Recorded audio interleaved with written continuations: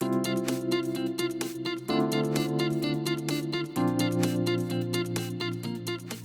gusta saludarlo, doctor Cuba. Muy amable, como siempre. Muy gentil. Buenos días. Muy buenos días y un saludo a través suyo a todo el país. A ver, esta semana hemos tenido una semana sumamente convulsionada, ¿no? Nuevamente hemos tenido movilizaciones permanentes, decisiones políticas.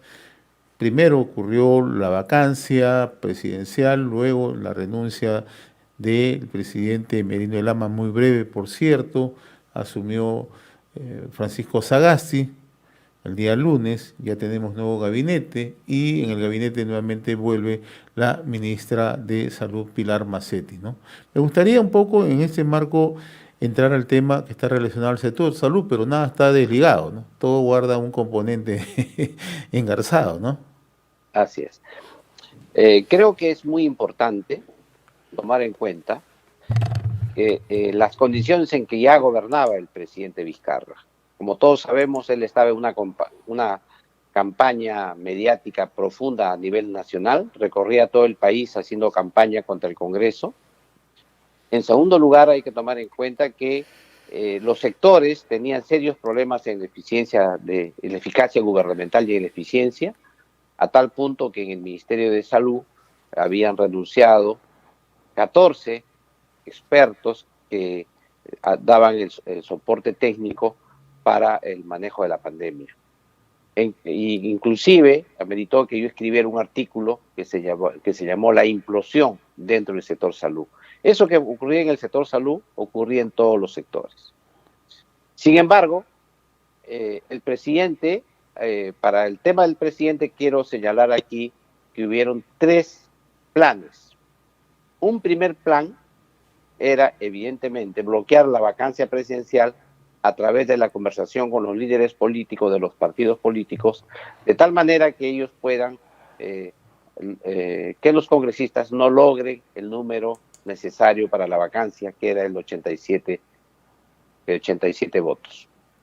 Ese plan fracasó. Vino el segundo plan, que era el plan del Tribunal Constitucional, el cual él planteaba de que era necesario impedir la vacancia a través de una sentencia, un fallo del Tribunal Constitucional.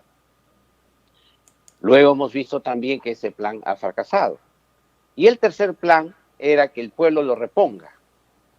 Que el pueblo lo reponga porque tenemos la experiencia lejana, pero una experiencia que todos los peruanos hemos conocido, que fue la experiencia de Hugo Chávez en Venezuela, que él tuvo también una salida del gobierno, incluso estuvo preso y de la cárcel huyó y logró regresar a la presidencia de la República.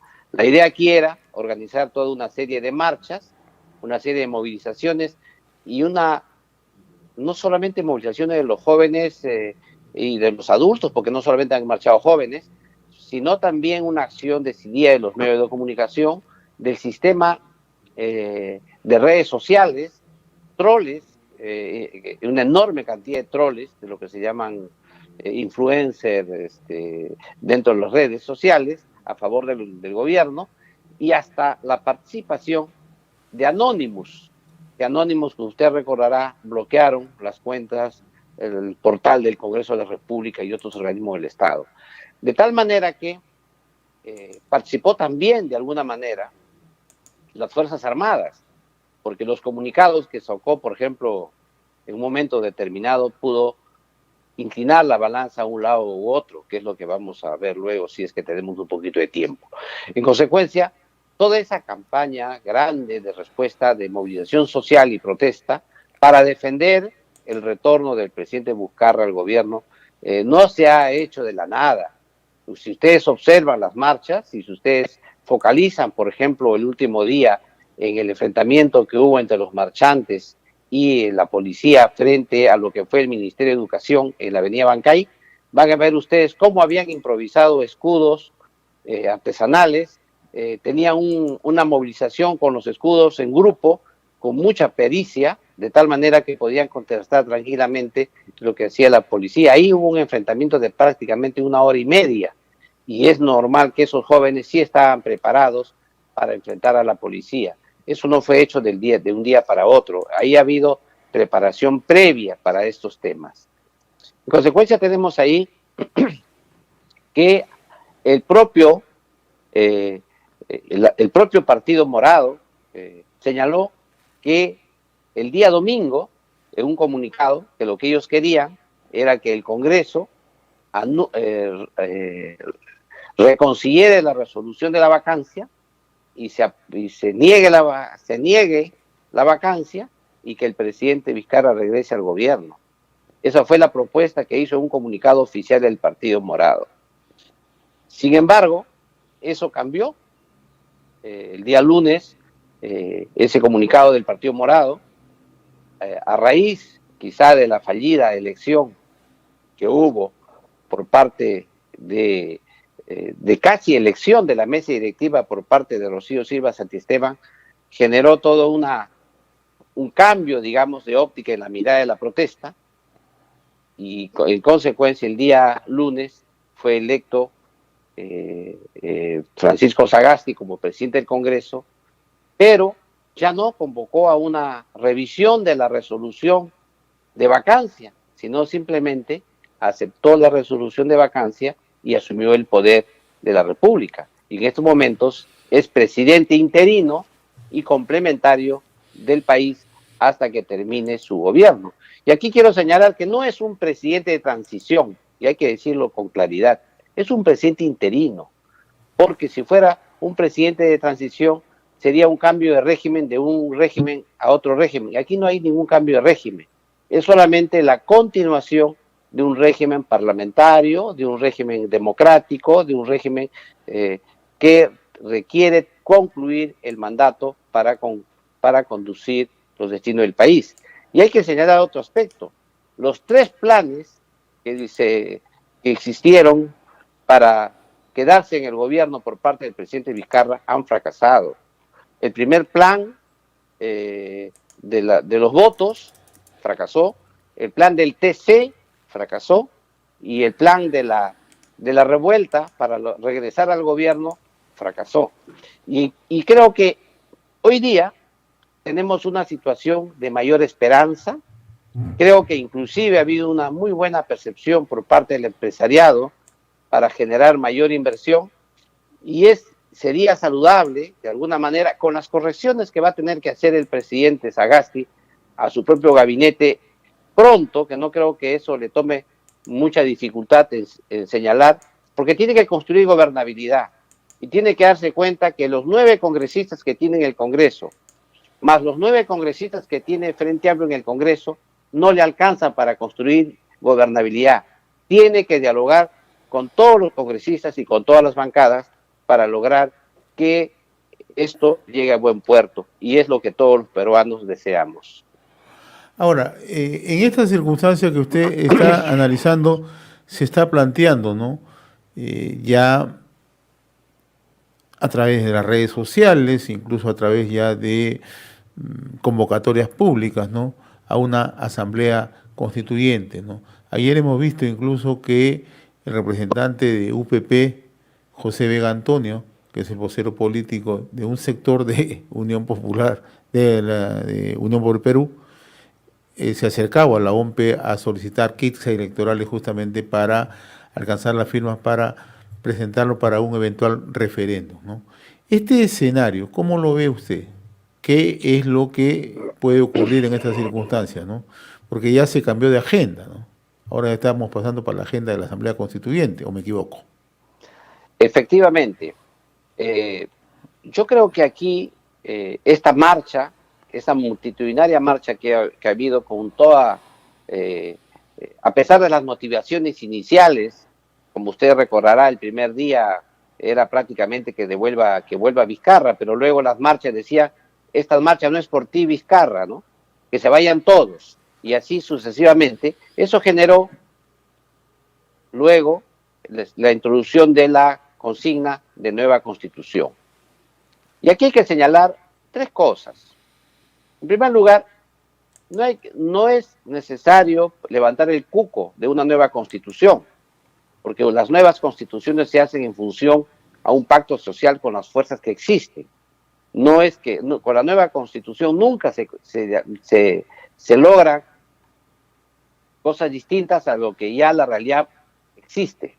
Y en este escenario, entonces, plantear que la nueva Constitución va a resolver los problemas que tenemos no es tan real.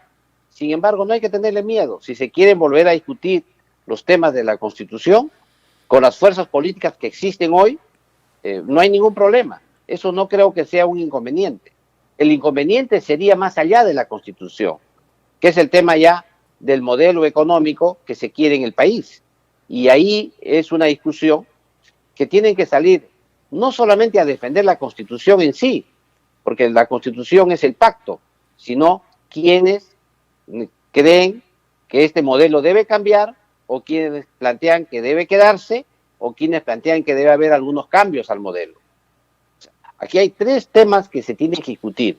Los que quieren afianzar el modelo, los que quieren mantener el modelo y los que quieren cambiar el modelo.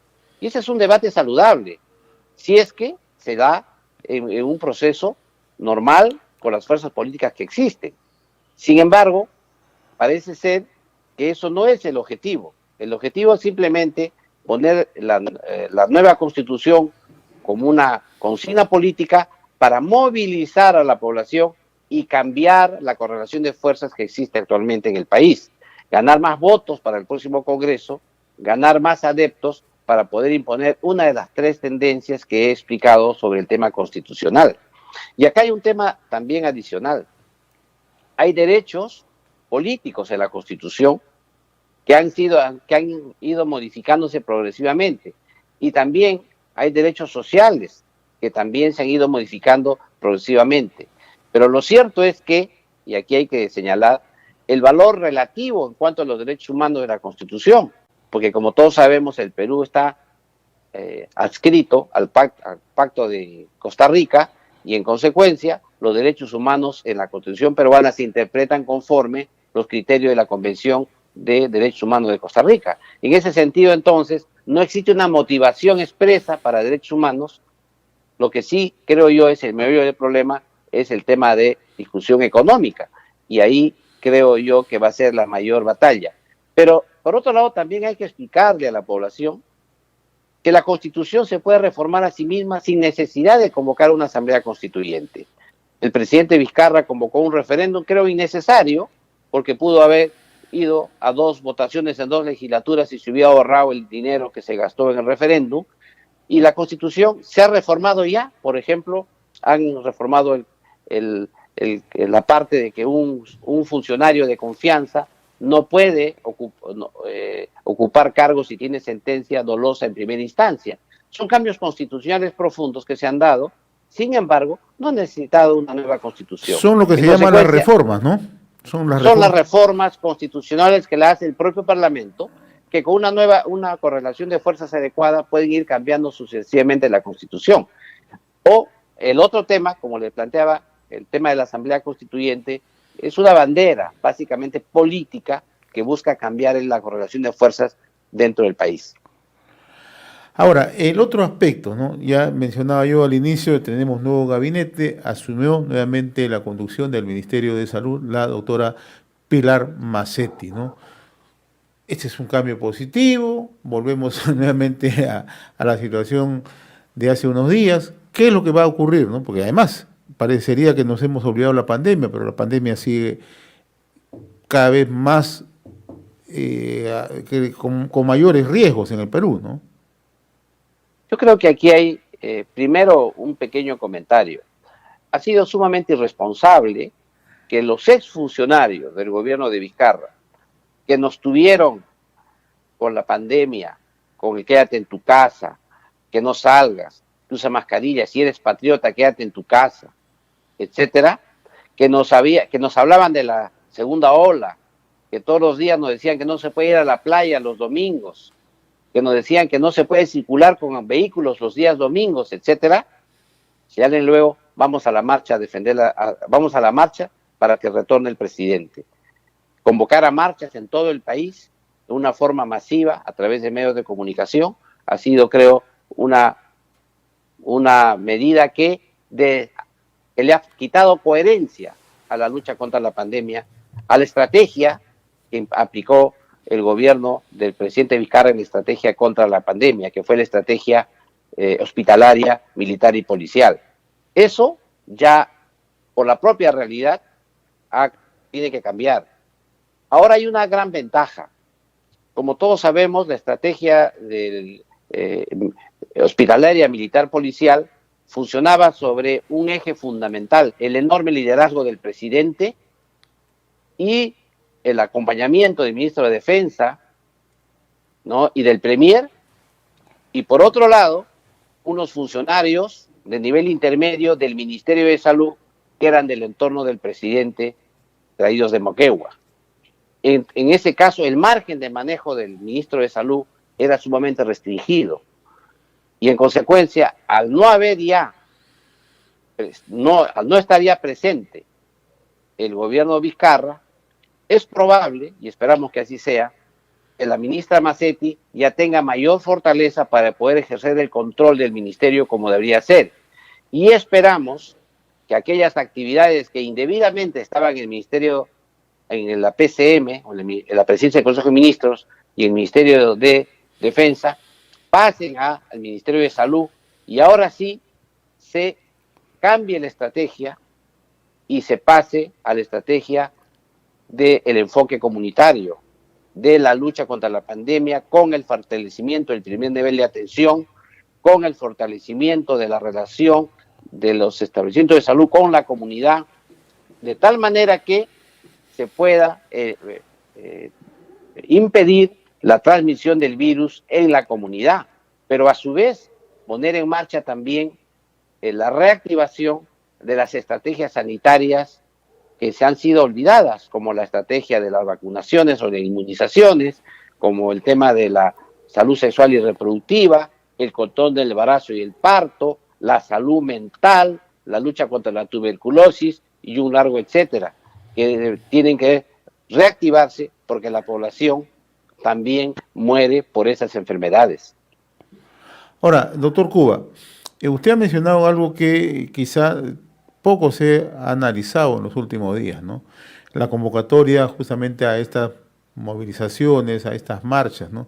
Incluso algunas argumentaciones, ¿no?, de algunos líderes de opinión, ¿no?, en distintos medios de comunicación trataban de justificar esto. Le pregunto a usted como médico, como especialista en política de salud pública, ¿hay alguna justificación, algún estudio internacional que ha podido establecer que en estas movilizaciones la gente no se contagia? Porque si fuera así, podríamos haber llevado 45.000 personas al partido Perú-Argentina o al otro encuentro Perú con Brasil, ¿no? Si fuera así, ¿no? O me equivoco, ¿no? Por eso que le pregunto ya dentro del rigor un poco más científico-técnico, ¿no? Lo que algo nos ha enseñado la lucha contra la pandemia en el país es que se ha dejado de lado a la ciencia y la tecnología para luchar contra la pandemia, se ha quitado de la conducción a los que saben, a los expertos, a los especialistas, en este caso a la profesión médica y a los profesionales de la salud, se ha priorizado el aspecto político, se le ha dotado de un componente policial y militar, y eso ha traído serias consecuencias, y eso ha traído serias consecuencias. Es más, ha habido algunos médicos al servicio, digamos, de esta conducción política de la pandemia, que han señalado que las marchas no producen contagio, en una forma totalmente irresponsable. Y al final también han dejado de lado, han soslayado la posibilidad de una segunda ola. En esas circunstancias, el pueblo está desorientado. Ha habido una enorme desinformación política de la lucha contra la pandemia. Por eso que es muy importante que ahora la ministra, en su nuevo escenario que tiene, en su nuevo contexto, creo que en los mayores márgenes de decisiones que puede tomar, yo creo que debe cambiar esa estrategia y debe infundir confianza a la población. El problema es qué difícil es cambiar la imagen cuando son los mismos rostros que conducen el sector. Ese dilema la va a tener como mochila pesada la propia ministra de Salud. Sin embargo, el gobierno ha planteado esa alternativa, esperemos que no se equivoque. No, pero además el presidente Sagasti ha dicho lo siguiente, ¿no? Vamos a focalizar el tema de la pandemia, pero sin la afectación económica, ¿no? Sin frenar la reactivación, ¿no? O sea, se va a tener que hilar muy fino en ese sentido, ¿no? Yo creo que eso fue uno de los grandes errores de la estrategia del presidente Vizcarra, ¿no?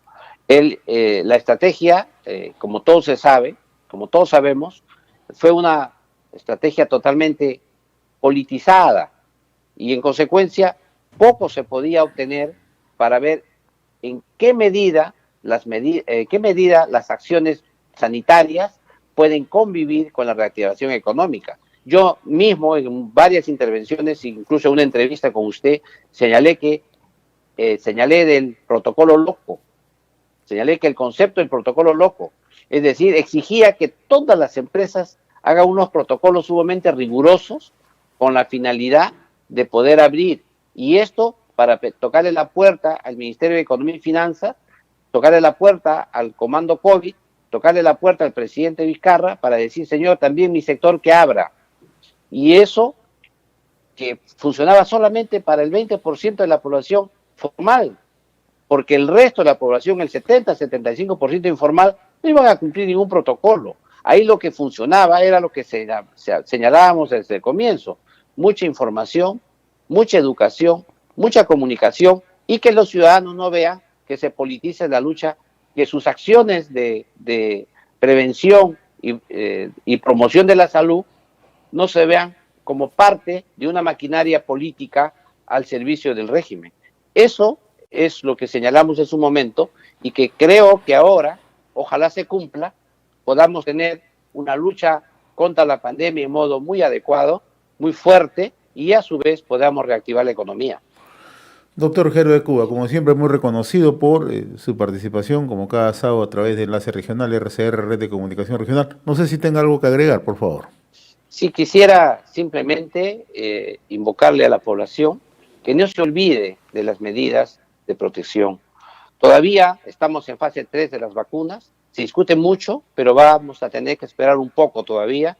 Segundo lugar, todavía no tenemos el estudio de seroprevalencia que nos prometió el Ministerio de Salud, está demorando, todavía no sabemos cuántos somos los peruanos susceptibles, por lo tanto, hay que mantener las reglas. En primer lugar, la distancia social. En segundo lugar, usar el tapabocas o la mascarilla. Y en tercer lugar, el lavado de manos permanente y los cuidados cuando uno sale a las calles en las aglomeraciones. Muchas gracias.